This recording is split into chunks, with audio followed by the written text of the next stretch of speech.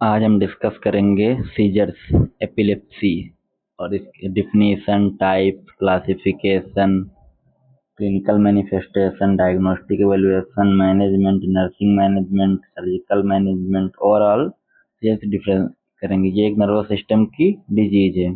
BSc nursing GNM के theoretical exam के लिए सफिशिएंट कंटेंट इसमें मिलेगा और साथ में इसके स्क्रीनशॉट लेते चलिए अगर नोट्स बनाना है, या फिर लिखते चलिए। और अगर लाइक, शेयर एंड सब्सक्राइब करेगा समझ में आए। तो सीजर्स, एपिलेप्सी, सबसे पहले डिफिनीशन। सीजर्स में an episode of neural dysfunction. Neural मतलब हो गया neuron, neuron related to nervous system. जब इसका डिसफंक्शन होगा तो सीजर्स होते हैं। Convulsion or fits, it is a seizure with motor accompaniments. Example, jerking of limb incontinence. Every seizure में नॉट बी कन्वर्जन।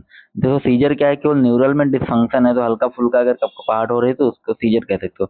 लेकिन कन्वर्जल आर फिट्स जो है उसमें क्या है, जर्की मूवमेंट भी होंगे, जर्किंग ऑफ लिम्स होंगे, इनकॉन्टिनेंस होगा मतलब इनवॉलेंट्री मूवमेंट होगा। Every seizure may not be convulsion, जो एवरी सीजर जो है वो कन्वर्जन नहीं हो सकता। फिर है एपिलेप्सी। एपिलेप्सी को बोलते हैं recurrent episodes of seizure called epilepsy.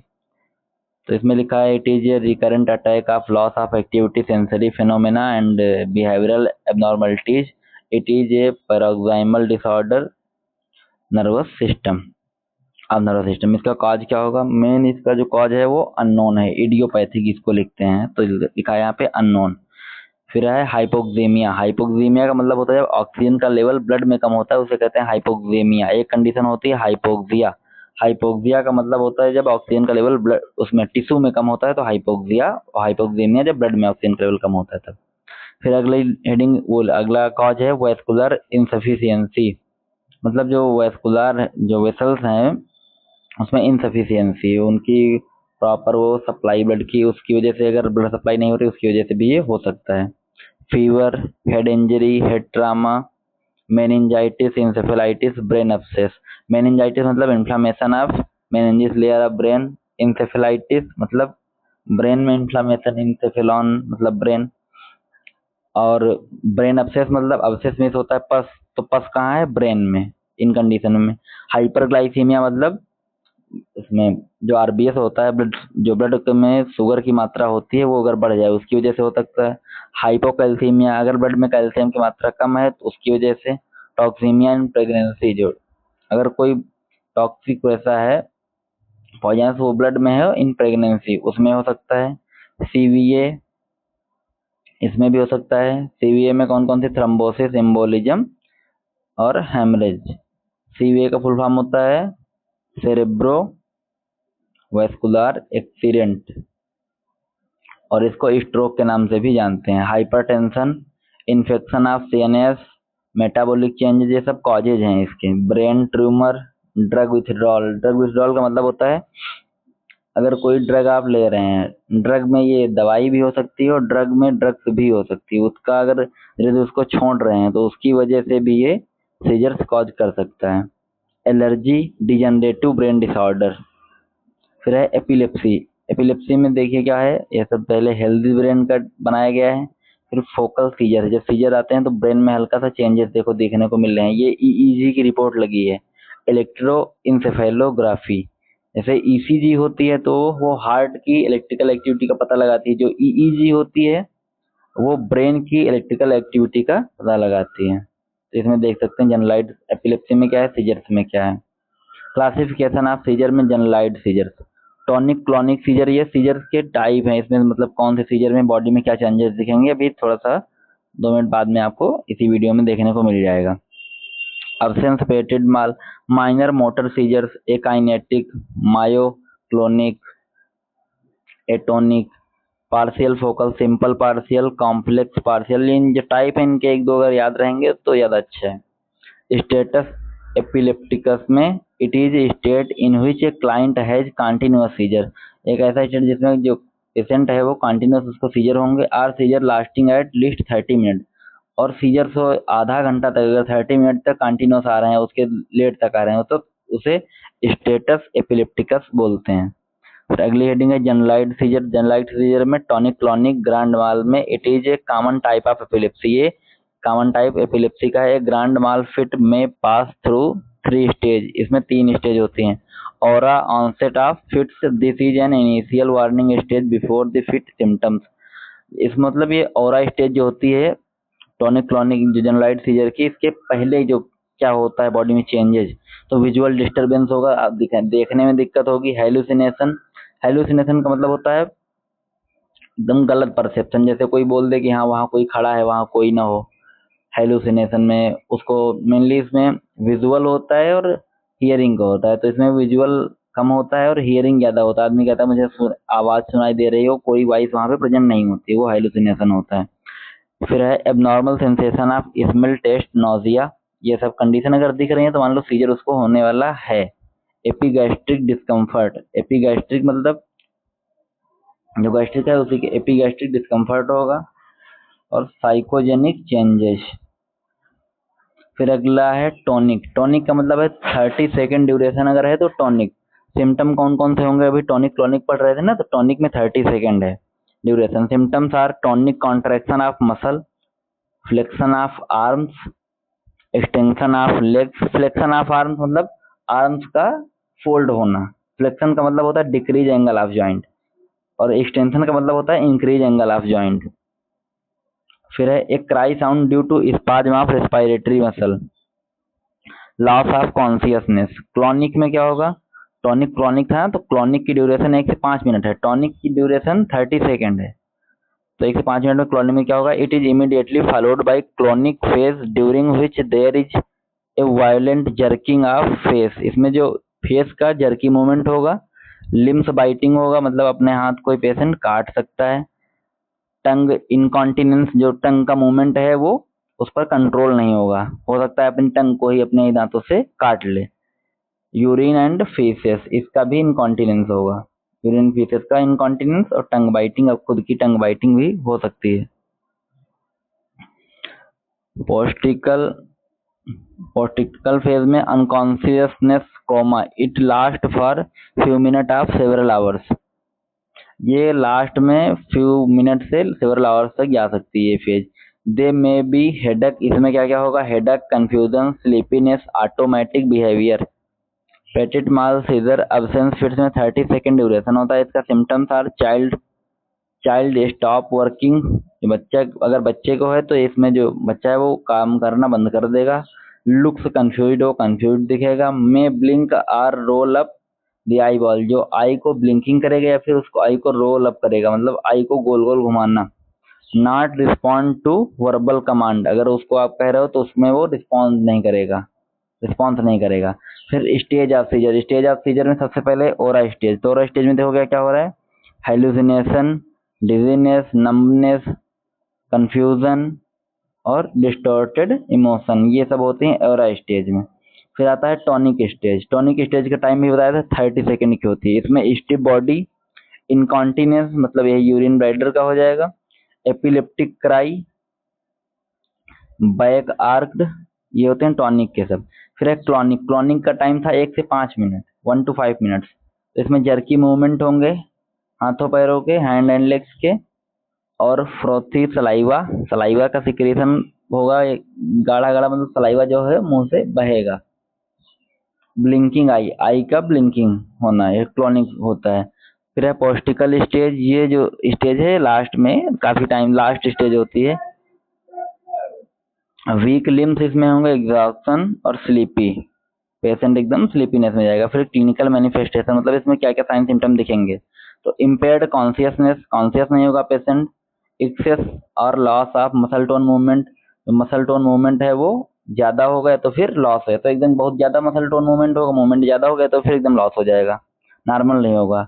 Disturbance of behaviour, mood, sensation and perception, उसके डिस्टर्बेंस होगा बिहेवियर, मूड, सेंसेशन, उसका जो सेंसेशन है उसमें भी, परसेप्शन में, सब में डिस्टर्बेंस होगा। Disturbance of autonomic function of the body, जो बॉडी के ऑटोनोमिक फंक्शन होते हैं, ऑटोनोमिक फंक्शन वो डिस्टर्बेंस होंगे। ऑटोनोमिक दो होते हैं ना, sympathetic nervous system, parasympathetic nervous system, वो दोनों नॉर्मल हो जाएंगे, डिस्टर्ब हो जाएंगे। साइनोसिस, मतलब ब्लू डिस्कलरेशन भी होगा, क्योंकि उसमें ऑक्सीजन की कमी हो जाएगी। अभी हाइपोक्सीमिया पढ़ा था ना, तो ब्लड में जब ऑक्सीजन कमी होगी तो ये भी होगा। फिक्स जा मतलब दांत एकदम बंद कर लेगा, किरकिराने लगेगा।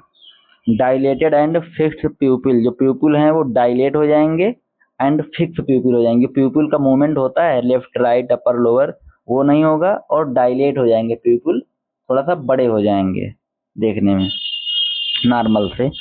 और बॉडी क्या होगी, स्टिफनेस, इनकॉन्टिनेंस ऑफ यूरिन, ये सब साइन सिम्टम है। फिर इसमें क्या है, इलेक्ट्रोकार्डियोग्राफ, ये इलेक्ट्रोकार्डियोग्राफ की दिखाया गया है उसमें। डायग्नोस्टिक वेरिएशन में इलेक्ट्रोकार्डियोग्राफ इसका मेन होगा, क्योंकि इलेक्ट्रोकार्डियोग्राफ मतलब ये ब्रेन की इलेक्ट्रिकल एक्टिविटी का पता लगाते हैं। हिस्ट्री ऑफ सीजर, इसमें क्या क्या करेंगे डायग्नोस्टिक वेरिएशन में, हिस्ट्री कलेक्शन, फिजिकल एग्जामिनेशन। तो हिस्ट्री कलेक्शन में पता करेंगे कि पहले इसको, इससे नर्वस सिस्टम से रिलेटेड कोई डिजीज तो नहीं थी, सीजर से इसके पहले आए हैं या कितनी बार आए हैं या पहली बार आए, ये सब पता करेंगे। इलेक्ट्रोइंसेफेलोग्राफी अभी बताया, ईईजी है। CT scan, neuropsychological test for epilepsy, MRI. अब देखेंगे मेडिकल मैनेजमेंट। तो इसके पहले अगर वीडियो समझ में आ रहा हो तो like share and subscribe this channel. Medical management पे anti convulsant and anti epileptic. देखो अगर कन्वर्जन आ रहे हैं तो उनके अगेंस्ट जो ड्रग वर्क करेगी उनको कहोगे anti conversion.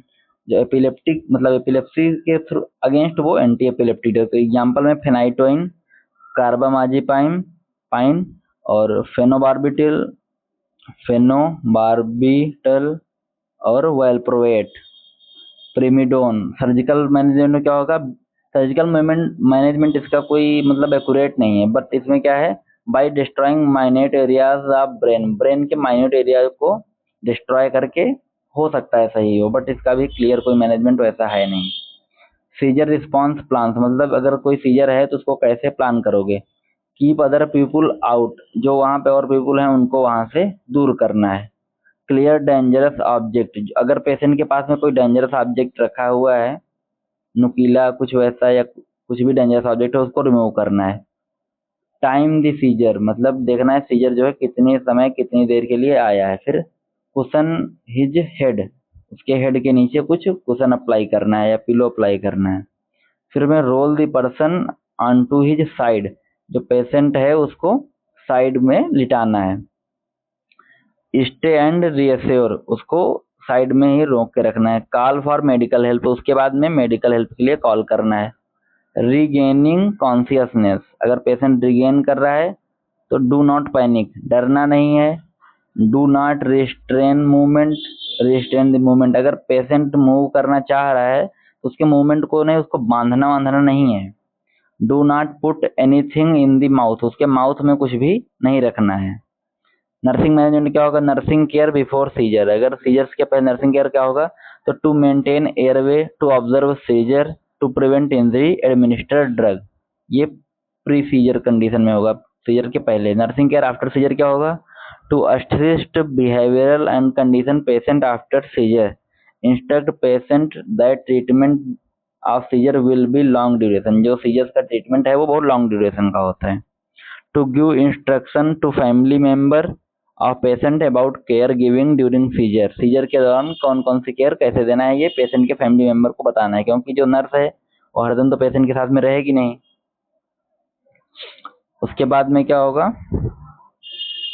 Drug should not be discontinue with permission of doctor, without permission of doctor, बिना डॉक्टर की परमिशन के ड्रग को डिसकंटिन्यू नहीं करना है, कि पता लगा पहले ड्रग खा रहे थे फिर उसको ड्रग को लेना ही छोड़ दिया, तो ये बिना डॉक्टर की परमिशन के नहीं करना है। फिर आगे देखेंगे, डू नॉट ड्राइव एलोन, अकेले कहीं मतलब ड्राइव नहीं करना है, जाना नहीं है। Avoid swinging horse riding, swinging मतलब झूलना, तैर, स्विमिंग हो गया, स्विमिंग मतलब तैरना, तैराकी नहीं करनी है, और हॉर्स राइडिंग नहीं करनी है, ये अवॉइड करना है। उसके बाद में देखेंगे, patient should sit on floor when he she feel aura sign, अगर पेशेंट को फील हो रहा है एवरा साइन मतलब कि हाँ सीजर हो सकता है आ जाए, तो पेशेंट को फ्लोर पे बैठ जाना है। During nursing diagnosis, nursing diagnosis, ये डिजीज कंडीशन खत्म हो गई, अब यहाँ से नर्सिंग डायग्नोसिस क्या बनेगी, तो इसमें 4 नर्सिंग डायग्नोसिस लिखा है। Risk for injury related to seizure and cerebral oedema, ये जो रिस्क फॉर इंजरी, पेशेंट को क्या है, रिस्क फॉर इंजरी, इंजरी होने के चांस है तो किस वजह से है, रिलेटेड टू सीजर, अगर सीजर होगा तो क्या है, इंजरी होने के चांस बढ़ जाते हैं। And cerebral oedema. Hyperthermia, hyperthermia है तो hyperthermia related to infection process as evidence by measure temperature by thermometer, आगे लेवल लिख दो कितना है, फीवर 101 फ़ारेनहाइट, 102 फ़ारेनहाइट, जितना लिखना है। Ineffective tissue perfusion, tissue perfusion का मतलब होता है जब टिश्यू तक ऑक्सीजन प्रॉपर नहीं पहुंच पाती है, एक्सचेंज वहां पे नहीं हो पाता है सही, तो उसको ineffective tissue perfusion related to disease condition, disease condition की वजह से टिश्यू परफ्यूजन नहीं हो पा रहा है, उसको बोलेंगे ineffective tissue perfusion. Disturbed thought process related to personality changes. अब देखेंगे इसमें ये नर्सिंग डायग्नोसिस ये मेन 4 हैं, इसके इस हिसाब से आपको इंटरवेंशन प्लान करने होंगे। इंटरवेंशन मतलब प्लानिंग, तो जो पेपर में लिखते हैं तो सबसे बस सब कुछ नहीं लिखना होता है, हेडिंग तो 7 जो होती हैं सब कवर करेंगे। असेसमेंट, असेसमेंट में दोनों heading, subjective data, objective data, फिर डायग्नोसिस, गोल, इंटरवेंशन, इंटरवेंशन को प्लानिंग भी कहते हैं, फिर इम्प्लीमेंटेशन, रेशनल, इवेल्युएशन। सातों हेडिंग लिखेंगे, जो आपको कवर करनी हो मेन 3 ही 4 हेडिंग है, उसमें से सबसे पहले डायग्नोसिस आपको पूरी लिखनी है, उसके बाद में इम्प्लीमेंटेशन लिखना है, इंटरवेंशन लिखना है, और उसको जो इवेलुएट आप नहीं करेंगे क्योंकि आपके पास पेशेंट तो होगा नहीं, उसका रेशनल लिखेंगे। तो ये 4 चीजें लिखनी होती हैं। In this topic like share and subscribe this video.